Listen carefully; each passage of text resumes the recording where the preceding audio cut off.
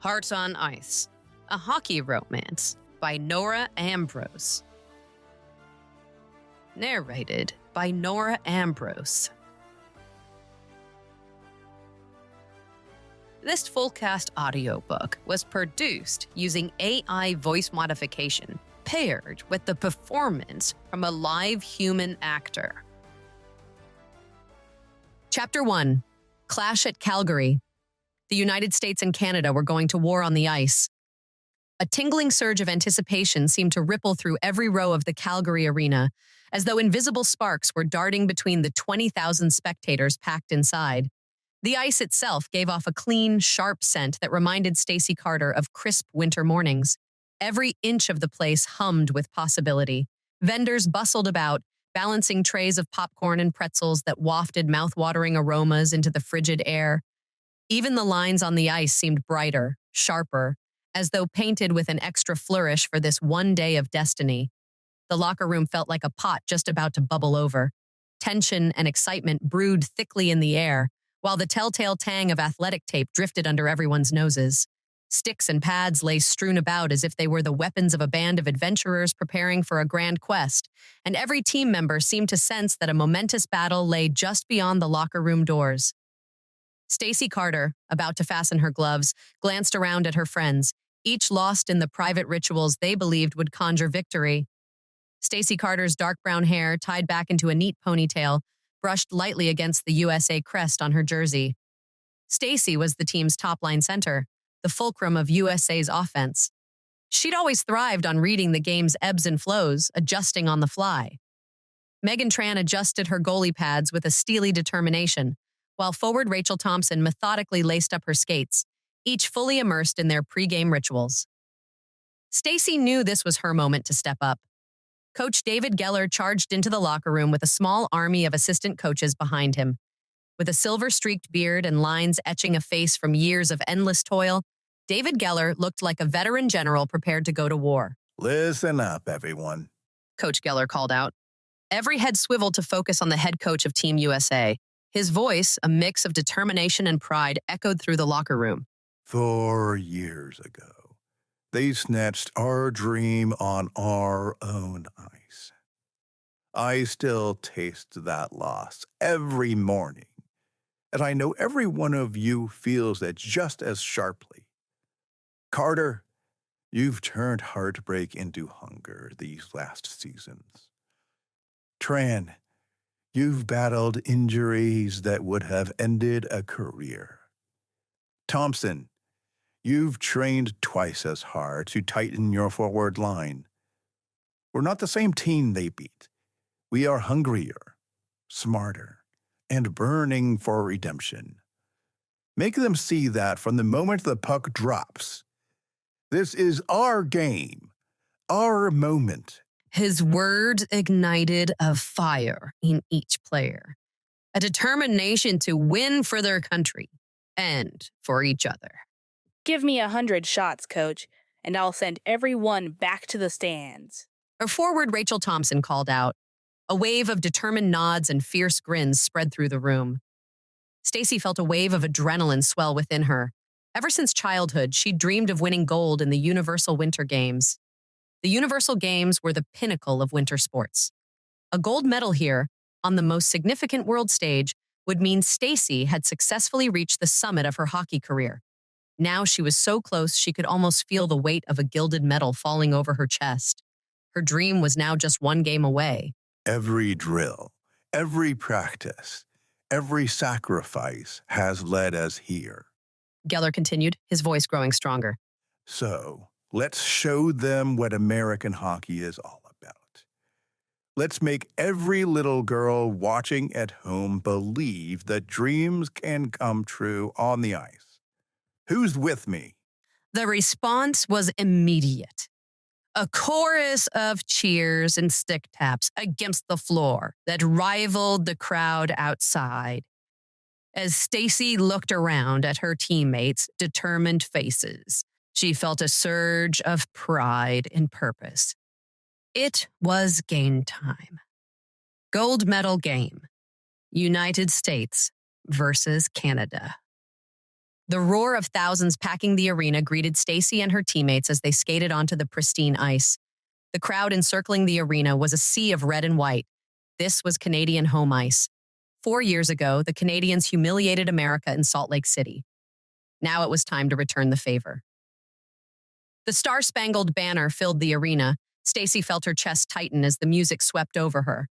20,000 voices joined in, the collective sound washing over her like a wave. She forced a swallow as she glanced up into the stands, finding her mother's tear-filled eyes glistening with pride and anxiety all at once. But it was her father's face, impossibly calm and unyielding, that gripped her heart with both longing and fear. He wore that same measured gaze he'd had through every high-stakes game of her life, the single expression she could never quite read but always yearned to please. The anthem swelled to its crescendo, and Stacey's mind flashed back to all those early morning practices, her father standing at the boards, pushing her to be faster, stronger, better. The weight of his expectations pressed down on her shoulders, heavier than any gold medal. As the Canadian anthem began, Stacey allowed her attention to drift across the ice. All of the women in red and white were formidable titans in the sport. There wasn't a weak link among them. Canadian head coach Andrew Kingsbury had created a formidable team, but Team Canada's greatest weapon was Owen Hartley. On paper, Owen Hartley was merely Team Canada's assistant coach, yet his uncanny ability to read the game and orchestrate plays made him the true tactical genius behind their success. Former pro hockey player turned coaching prodigy, he had an almost supernatural ability to read opposing teams' strategies and exploit their weaknesses. Stacey had watched enough game footage to know that many of Canada's most brilliant plays had come from his creative mind. It was hard not to admire him just a bit. His devastating, handsome appearance made it even harder. The Canadian anthem swelled around them, filling the vast arena with a powerful, patriotic melody. Yet for Stacey, the song became little more than a distant echo as her gaze fell upon Owen Hartley. He stood beside Coach Kingsbury, shoulders straight and proud, his dark hair curling just so around his temples in a way that hinted at the boy he once was and the formidable man he had become. There was an undeniable magnetism in the strong line of his jaw, in the quiet confidence set in his lips. His dark eyes swept the ice once before they lifted, almost unknowingly, to meet hers across the rink. In that breathless second, time held its own gentle pause. She felt her pulse thrum in her ears, the world shrinking to just the two of them amid 20,000 fervent fans. A slow, warm flush crept beneath her helmet. She tried to look away, to remind herself he was the enemy today. But the memory of that moment, of his unwavering gaze, clung to her heart like a promise she never knew she needed. "O Canada" reached its final notes, and Owen looked up, his eyes unexpectedly meeting Stacey's across the ice. The crowd's roar seemed to fade away for a fraction of a second. He gave her a slight nod, professional but warm, and Stacey quickly looked away, her cheeks flushing beneath her helmet. The referee's whistle cut through her thoughts, calling the captains to center ice.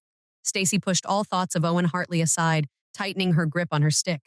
She had a game to win, and no amount of charming Canadian coaches would distract her from that goal. The puck dropped, and time seemed to crystallize into pure adrenaline. Canada center Marie Dubois was lightning quick, but Stacey was ready. She drove her stick forward, catching the edge of the puck and sending it backward to a U.S. teammate. The game was on. The first few minutes were a blur of motion and sound, skates carving into ice, sticks clashing, bodies colliding with the boards. Stacey's lungs burned as she pushed herself harder and faster. Reading the play as it developed, Canada's defense was tight, the positioning exactly as threatening as she expected. "Thompson, wide!" Stacey shouted as she spotted an opening, cutting sharply to her right. USA forward Rachel Thompson responded instantly, sending the puck through a narrow gap between two Canadian defenders. Stacey caught it with her stick that was rubbed out along the boards by Demi LeBlanc, Canada's star defender, who used her body effectively to close off any lane. The crowd roared, hungry for more physical play. The referee didn't even raise a whistle to his lips. Still think you're the star, Carter? Let's see if you choke this time, too. LeBlanc sneered, pushing off with enough force to rattle Stacy's teeth. Stacy regained her balance, a grim smile forming beneath her face mask. If Canada wanted to play physically, she could match them hit for hit. She'd been waiting her whole life to win gold at the Universal Games. The puck ping-ponged between teams, neither side willing to give an inch. From the corner of her eye, Stacy caught Owen Hartley gesturing wildly from the Canadian bench. Every one of those Canadian women on the ice immediately changed their formation, cutting off the passing lanes she had been eyeing. Oh, he's good, she thought, quickly signaling her team to adjust. The chess match had begun, and every move could mean the difference between gold and silver. The second period passed in a flurry of close calls and fierce board battles, yet neither team found the back of the net. By the start of the third period, the scoreboard still read 0-0, but the tension had risen to a boiling point. 8 minutes in, everything changed. Keep pressing. She called to her teammates as they lined up for the face-off. Work the corners. Wear them down. The ref's whistle shrieked again, and Stacy dug deep, ready for whatever Canada threw at them next. She hadn't come this far to back down now. The opportunity came midway through the period. Canada's forward telegraphed her pass slightly, a tiny hesitation that most players would have missed, but Stacy had been waiting for it. She pushed forward, stick extended, intercepting the puck in one fluid motion that sent a gasp through the crowd. Time seemed to slow as instinct took over. 2 Canadian defenders converged on her, but Stacy was already in motion, her skates carving sharp crescents into the ice. She deked left, then right, her muscles responding to years of muscle memory and countless hours of practice. Stacy stayed focused on her target. She was one-on-one with Sarah Miller now, Canada's veteran goalie. Miller came out to challenge, cutting down the angle. She faked a shot, watching Miller commit. Then, in one smooth motion, Stacy pulled the puck in her backhand and lifted it over Miller's outstretched pad. Time froze as the puck sailed through the air, then erupted back into motion as it hit the back end of the net with a satisfying thwack. The arena exploded. Stacy threw her arms up, her heart thundering in her chest as her teammates mobbed her. Through the celebration, she caught sight of the Canadian bench. Their players were fuming, shooting daggers with their eyes. But Owen's expression caught her attention. He wasn't angry. He was studying her with an intensity that made her cheeks flush beneath her helmet. A hint of what might have been admiration flickered across his face. That's how it's done. Rachel Thompson shouted, throwing an arm around Stacy's shoulder as they skated back to center ice. Make them remember every second of those 4 years we've waited for revenge. This ice is ours now. The scoreboard flashed 1-0, and Stacy allowed herself a small smile. They had drawn first blood, but she knew better than to celebrate too early. This was just the beginning, and Canada would return harder than ever. LeBlanc skated past Stacy with a sneer. You've got one moment of glory, Carter. Don't blink before it's gone. Stacy tightened her grip on her stick, ready to do whatever came next. One goal could win this game. Owen Hartley made quick tactical adjustments from the bench, and it showed. Stacey felt the momentum shift like a physical force. Her legs started to burn, each stride requiring more effort, as Canada's relentless pressure forced them to change the play. Demi LeBlanc was everywhere, a red and white blur of aggressive forechecking that seemed to anticipate their every move. What's the point? Stacey called out, recognizing one of Canada's favorite setups, but the warning came too late. The puck zipped from player to player with surgical precision, each pass forcing Team USA to scramble in response. Their once cohesive defense was starting to show cracks. A Canadian forward broke through, forcing USA goalie Megan Tran to make a spectacular save that left her sprawled across the crease. The rebounding puck bounced dangerously close to the goal line before Rachel cleared it. Reset, reset. Stacey shouted, trying to rally her teammates. But even as the words left her mouth, she caught Owen making a subtle gesture from the Canadian bench. Their forwards immediately shifted formation, cutting off her planned breakout play. He's reading us like a book, thought Stacey. Every adjustment they made was being countered before it could develop. The precise, confident game that they'd started with was unraveling shift by shift. Another collision sent her crashing into the boards, her breath leaving her lungs in a sharp whoosh. As she pushed herself back up, she caught her father's face in the crowd, his expression a mixture of concern and something else. Disappointment? The sight sent a familiar knot of anxiety tightening in her chest.